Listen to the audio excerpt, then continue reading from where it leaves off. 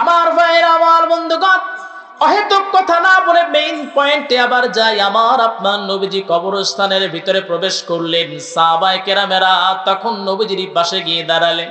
হযরত ওমর ডেকে বলে, ইয়া রাসূলুল্লাহ, আজকে আনন্দ করা মুহূর্ত, কেন আপনি কবরস্থানের ভিতরে প্রবেশ করে আমাদের আনন্দকে নষ্ট করলেন? নবীজি, কি আপনি জানেন না এই মক্কা থেকে আমরা কেমন করে বিতাড়িত হয়েছিলাম?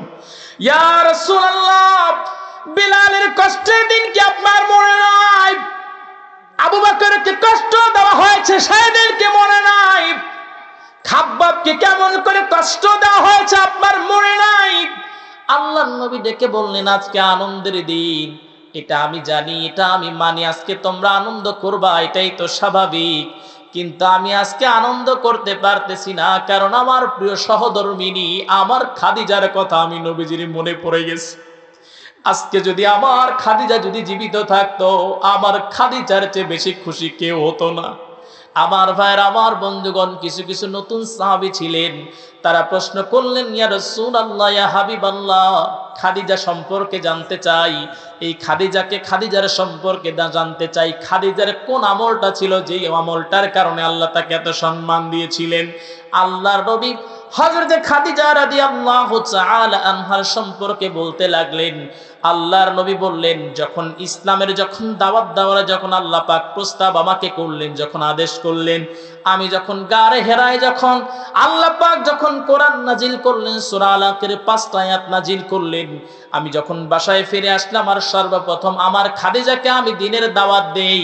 আমার খাদিজাকে দাওয়াত দেওয়ার পর সর্বপ্রথম আমার খাদিজা কালেমা পড়ে নেয়, লা ইলাহা ইল্লাল্লাহু মুহাম্মাদুর রাসূলুল্লাহ। তুমি রহমান, তুমি মেহেরবান, অন্ধ গাহে না শুধু তোমারি গুণগান, বুঝেও বুঝে না তব শান, তুমি মেহেরবান। জনম জনম যদি গাহি তোমারি মহিমা, গাওয়া শেষ হবে নাহি, ভোরেও ভরে না যেন সাহারায় প্রাণ, তুমি রহমান, তুমি মেহেরবান। সবাই বলি আল্লাহু আকবার। আমার ভাইয়ের, আমার বন্ধুগণ, সেই আল্লাহর চেয়ে দয়াশীল কেউ হতে পারে না, যে আল্লাহ আমার আপনার নবীজিকে এমন একটা স্ত্রী দান করেছিলেন, যে স্ত্রী নবীজিকে সবকিছুতে সহযোগিতা করেছেন। আমার ভাইয়ের, আমার বন্ধুগণ, ঘরের ভিতরে যদি একটা কাকের মতো স্ত্রী আপনারা তাকে সারাদিন ক্যা ক্যা ক্যা ক্যা করে, জীবন তেজপাতা, ঠিক কিনা? আর আপনার ঘরের ভিতরে যদি একটা দিনদার স্ত্রী থাকে, আপনারা যদি সাপোর্ট দেয়, সারাদিন আপনি মাঠে কাজ করবেন, সারাদিন আপনি গরুর সঙ্গে সময় দিবেন, কিন্তু ঘরে ঢোকার সঙ্গে সঙ্গে এক গ্লাস পানি দিবে, আপনার সমস্ত কষ্ট শেষ হয়ে যাবে, ঠিক কিনা? পুরুষ মানুষ পরিশ্রম করে কখনো ক্লান্ত হয় না, পুরুষ মানুষ ক্লান্ত হয় বইয়ের প্যা প্যা পায়, মানে চিল্লারিতে পুরুষ ক্লান্ত হয়ে যায়। আমার ভাইয়ের, আমার আপনাদের এলাকায় এরকম মা বোন তো নাই, আছে না নাই? আমার বাড়ির পাশে ভাই কি যে একটা অশান্তি হয়ে গেছে, এটা আসলে বলার কোনো অবকাশ রাখে না। ওরা সবাই একসাথে বসে, গোল হয়ে বসে, স্বামীটাকে সকালবেলা বিদায় করে দেয়, এরপরে সবাই একসাথে বসে সারাদিন স্বামীর নামে বদনাম করে। এরপরে আশেপাশে যারা আছে, কে কি করলো, কোন বুর কাপড় সুন্দর, কোন বুর এই ওই ইত্যাদি ইত্যাদি আলোচনা, আছে না নাই? সবাই বলেন আছে না নাই? আমার ভাইয়ের, আমার বন্ধুগণ, আল্লাহর নবী সাইয়্যিদুল কাওনাইন রাহমাতাল লিল আলামিন বলতে শুরু করলেন, আমার খাদিজা যে পরিমাণে সাপোর্ট আমাকে দিয়েছে, আমার খাদিজাকে আমি কালেমার দাওয়াত দেওয়া মাত্রই খাদিজা কালেমার দাওয়াত গ্রহণ করে নিয়েছে। আমার ভাইয়ের, আমার বন্ধুগণ, আজকালকে আপনার স্ত্রীকে আপনি মুরিদ বানাতে যাবেন, হবে না, কারণ আপনার স্ত্রী জানে আপনি কত বড় বুজুর্গ বা বেজিরগু, আপনার স্ত্রী জানে। আমার ভাইয়ের, আমার বন্ধুগণ, আল্লাহর নবী দাওয়াত দেওয়া মাত্রই খাদিজা গ্রহণ করে নিলেন। আল্লাহর নবী বলেন, আমি যত রাত্রিতে বাসায় ফিরতাম, দাওয়াতের কাজ শেষ করে যখন সমাপ্ত করে যখন বাসায় ফিরে আসতাম, আমার খাদিজাকে দরজায় নক করার সঙ্গে সঙ্গে দরজাটা খুলে দিত। আমি প্রশ্ন করতাম, খাদিজা কেন তুমি দরজা এক নখে খুলে দাও? হযরতে খাদিজা রাদিয়াল্লাহু তাআলা আনহা ডেকে বলে, হে রাসূল, এই জন্য আমি ঘুমাই না, দরজার সঙ্গে পিঠটা লাগায় লাগায় অপেক্ষা করি।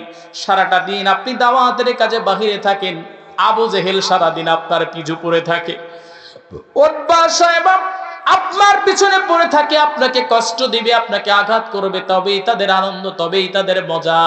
ইয়া রাসূলুল্লাহ, এই রাত্রে বেলায় আপনি যদি এসে দেখেন আমি খাদিজা ঘুমাই, তাহলে তো আপনি কষ্ট পেয়ে যাবেন। সে সারাদিন আমি কষ্ট করি, আমার স্ত্রীর নাক ডেকে ঘুমায়, আল্লাহ অসন্তুষ্ট হয়ে যাবে।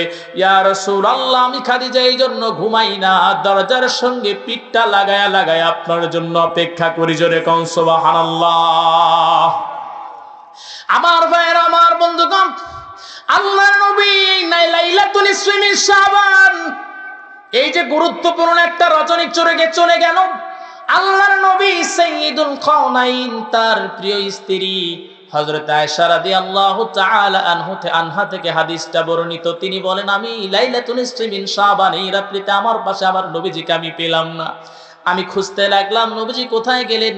নবীজির পিছনে আমি রওনা দিয়ে দিলাম। আমি দেখলাম নবীজি একটা কবরস্থানের সামনে গিয়ে নবীজি দাঁড়ালেন। এরপরে আমার আপনার নবীজি সেই কবরস্থানের মাইয়াতদের জন্য হাত তুলে নবীজি আল্লাহর কাছে দোয়া করলেন। জোরে কোন সুবহানাল্লাহ।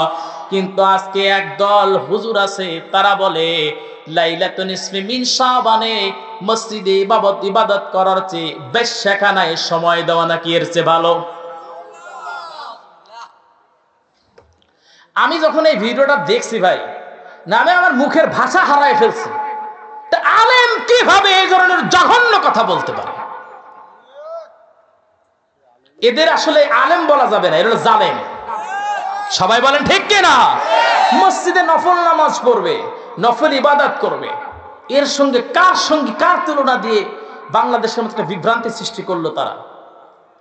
আমি আসলে অনেক কি বলবো, বোঝানোর কোনো ভাষা নাই। আজকে মানুষ এই জন্যই আমাদের দেখতে পারে না, এদের কারণেই আমাদের দেখতে পারে না। এরা আবার ইসরায়েলের সাপোর্টার, এরা বলে ফিলিস্তিনের কেন ইসরায়েলে গিয়ে আক্রমণ করতে হবে।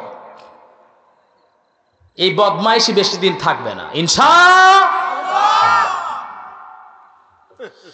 আমার ভাইরা, আমার বন্ধুগণ, হযরত আয়েশা রাদিয়াল্লাহু তাআলা আনহা তিনি বলেন, আমি নবীজির পাশে গিয়ে দাঁড়ালাম, নবীজির সঙ্গে আমি হাত তুলে দোয়া করলাম। একটা পর্যায়ে আমার আপনার নবীজি সাইয়্যিদুল কাওনাইন হযরতে খাদিজার জন্য তিনি দোয়া করতে লাগলেন। হযরত আয়েশা বলেন, আমার মনের ভিতরে একটু হিংসা জাগ্রত হয়ে গেল। নবীজি আজকের এই গুরুত্বপূর্ণ রজনীতে নবীজি আমার জন্য দোয়া না করে তার বুড়ি স্ত্রীর জন্য দোয়া করলো। আমি বাসায় ফিরে আসলাম। বাসায় ফিরে আসার পর নবীজি আসলেন, আর নবীজি বললেন, আয়েশা তুমিও মনে হয় আমার সঙ্গে গিয়েছিলে। হযরত আয়েশা বললেন, হে রাসূল, আমি আপনার সঙ্গে গিয়েছিলাম। হযরত আয়েশা বললেন, হে রাসূল, আজকের এই গুরুত্বপূর্ণ রজনীতে আপনি তো ওই কবরস্থানের পাশে গিয়ে দাঁড়ালেন, নবীজি আপনি আপনার বুড়ি স্ত্রীর জন্য দোয়া করলেন। আপনি কি আপনার বুড়ি স্ত্রীর চেয়ে আল্লাহ কি আপনাকে উত্তম স্ত্রী দান করেন নাই? হযরত আয়েশা বলেন, আমার নবীজির মুখটা রাগান্বিত যখন নবীজি রাগান্বিত হয়ে গেলেন, নবীজি যখন রাগান্বিত হয়ে যেতেন, বেদানা বা ডালিম চিপলে যেমন লাল রস বের হয়, নবীজির মুখ তেমন লাল হয়ে যেত। আমার ভাইরা, আমার বন্ধুগণ, আমার নবীজি রাগলেও সুন্দর, নবীজি হাসলেও সুন্দর, নবীজি চুপ করে থাকলেও সুন্দর। চাঁদের চেয়ে সুন্দর মুহাম্মদ সাল্লাল্লাহু, চাঁদের চেয়ে সুন্দর তুমি নবী আমার কমলিওয়ালা, দো জাহানের বাদশা তুমি প্যারা নবী সাল্লে আলা, চাঁদের চেয়ে সুন্দর তুমি নবী আমার কমলিওয়ালা। আল্লাহু আকবার। আমার ভাইরা, আমার বন্ধুগণ, হযরত খাদিজা, হযরত আয়েশা যখন এই কথা বললেন, নবীজি রেগে গেলেন আর ডেকে বলছে, আয়েশা, কখনো আমার খাদিজা সম্পর্কে কটূক্তি কখনো করতে পারবা না, কারণ তোমরা আমার সুখের দিনের সঙ্গিনী, আর আমার খাদিজা মক্কার জমিনে আমার কষ্টের দিনের সঙ্গিনী। আমার ভাইরা, আমার বন্ধুগণ, কতটা ভালো নবীজি খাদিজাকে বাসতেন। আল্লাহর নবী দোয়া করেছিলেন, আল্লাহ দুনিয়ার এই সংক্ষিপ্ত জীবন থেকে আমার খাদিজাকে তুমি ছিনিয়ে নিয়েছো, আখিরাতের ওই লম্বা সময় আমার খাদিজাকে আমার থেকে তুমি ছিনায়া নিও না। আমার ভাইরা, আমার বন্ধুগণ, হযরতে আল্লাহর নবী সাইয়্যিদুল কাওনাইন সাহাবীদেরকে বলতেছিলেন, সাহাবীরা এরপরে যখন খাদিজার সঙ্গে আমার যখন বিবাহ হয়ে গিয়েছিল, তখন কাফের বেঈমানে আমার নামে অনেক অপবাদ তারা দিয়েছিল। আমি গরিব মানুষ, আমাকে কেন বিবাহ করতে হবে? হযরতে খাদিজা যেই কাজটা করেছিল, একটা উট জবাই করে সবাইকে দাওয়াত করেছিল। সবাই যখন আসলো, আমার অপমান খাদিজা সহ্য করতে পারে নাই।